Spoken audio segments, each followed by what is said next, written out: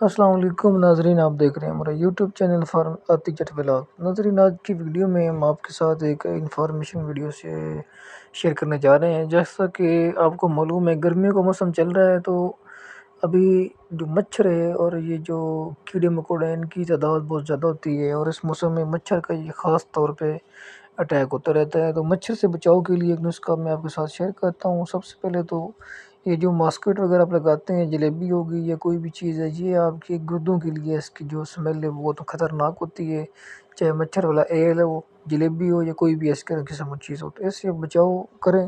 یہ آپ کے لیے، آپ کے بچوں کے لیے، جو گردوں کے لیے جس کی جو اسمیل ہے وہ بہت خطرناک ہوتی ہے، اور کوشش کریں اس سے بچیں۔ تو نسخہ میں آپ کے ساتھ شیئر کرتا ہوں، وہ نوٹ کر لیں۔ سب سے پہلے تو آپ نے ایک عدد یا دو عدد لیمو لے لیں۔ لیمو کو درمیان سے کاٹ کے دو حصوں میں تقسیم کر لیں، اور ان کے اندر 4 سے 5 لونگ جو ہیں وہ بھر دیں۔ لیمو کاٹ لیں، اس میں لونگ بھر دیں، اور وہ آپ جناب گھر کے کمرے کے کسی بھی دروازے کے ساتھ یا کسی بھی دو کونوں میں رکھ دیں، تو انشاءاللہ جو مچھر ہے وہ بھاگ جائے گا، اور وہ مچھر جو ہے وہ کمرے میں داخل نہیں ہوگا، جو ہوگا وہ ادھر سے نکل جائے گا۔